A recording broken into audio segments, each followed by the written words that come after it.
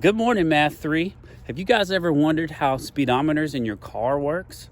Or even how those fancy gadgets you put on a bike will work and tell you how far you've went? So today we're going to talk about that idea of rotation and then linear measurement. How do we go between how our wheels are rotating and then suddenly get how far we've traveled? So today I've got a volunteer. Cora's going to ride her bike for us. We've got a little experiment set up. So we have a piece of flashing tape, flashy, right? And then we've got a line that I've measured out, 16 pi in inches, 32 pi, and then 48 pi. And I want you to be thinking as we do this, we'll do it a couple times, what is the significance of those numbers? Okay, all right, so Cora, we'll try it one time, just try to go in a straight line. Ready?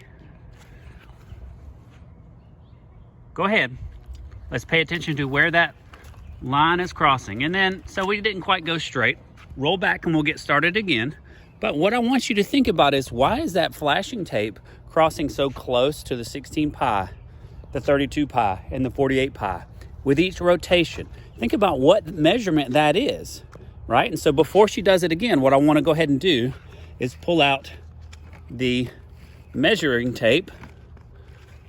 Let go of the bike. I got it. All right. Hold it.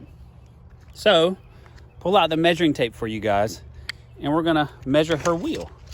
So, what we have here is a 16-inch wheel, right? We look at that from the middle, right? 8-inch radius, 16-inch wheel.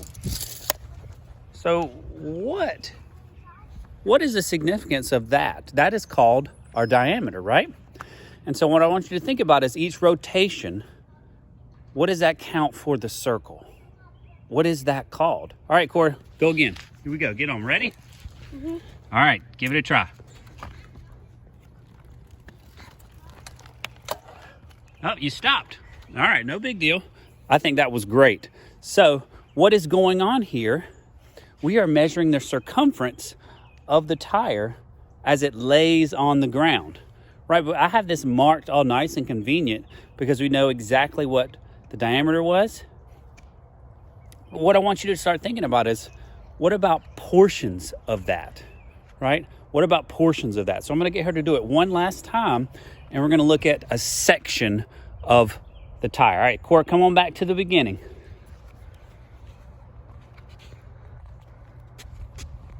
All right, let's get you set up. Let's get your wheel in the right spot. All right, we're gonna turn it. You just hold it up for me a little bit. All right, so we're starting in the right spot. I'm gonna tell you to stop at a certain point. Ready, go. All right, stop. All right, let's go back here a little bit. Right back here. Actually, you know what? I think we could just roll. That might be a better experiment design. All right, you get off for just a second. Get off. All right, so we're gonna start, and I'm gonna do a half a rotation. I want you to pay attention to about where the flashing tape ended up. I want to think about that as an angle of rotation, right? Game off, there's a car. All right, game back on. So as we come on around, look at that. That's perfect. So how do we measure that, right? You can probably figure out that half of 16 pi should occur when our wheel is rolled halfway around. So that would be 8 pi, right? Or even look at that as a quarter. That would be 4 pi, 8 pi, 12 pi, and eventually 16 pi. So what we're doing is actually cutting our circumference up into pieces. So we're gonna go back into the workstation. We're gonna take a look at what the math looks like on paper. So if you guys will follow me for this short little walk. Cora, thanks for your excellent bike riding skills. We're going to take a look at the math here, what you're actually going to be investigating and expected to do with this.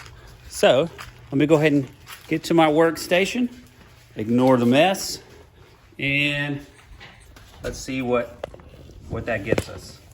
I'm also working with no computer today since I had a little accident with mine going up the stairs. But anyways, so what we've looked at is the idea of a wheel rotating along a surface. So that distance, that linear distance, what we've just done is convert that into a rotation. Whoops, that's not a very good drawing.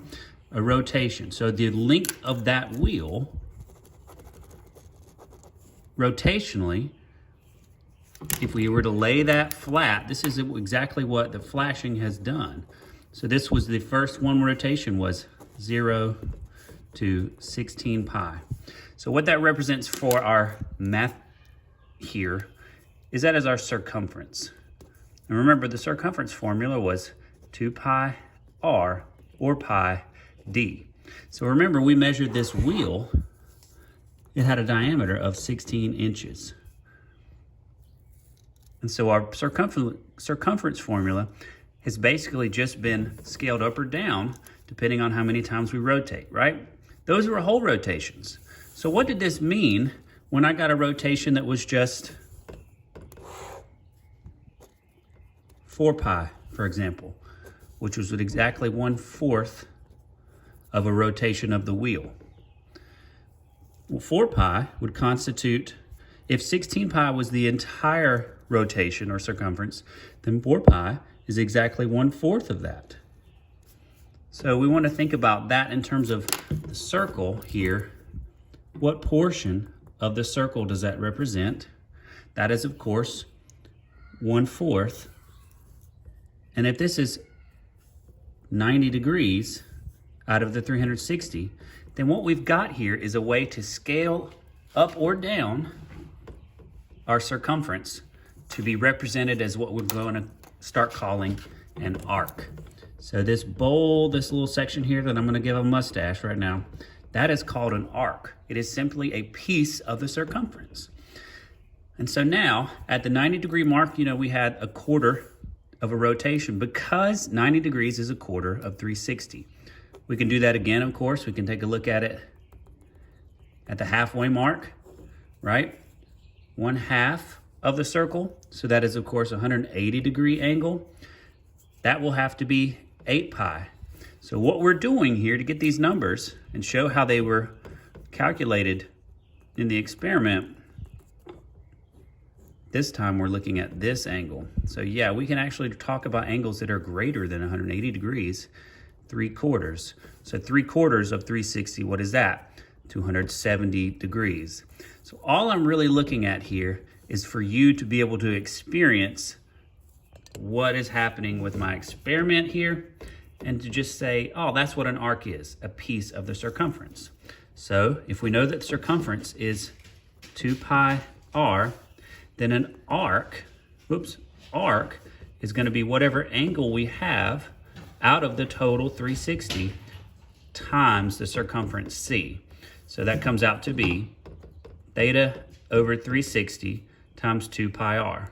Of course, you could do pi d if you wanted, but nonetheless, all of these values are going to come back when we do that.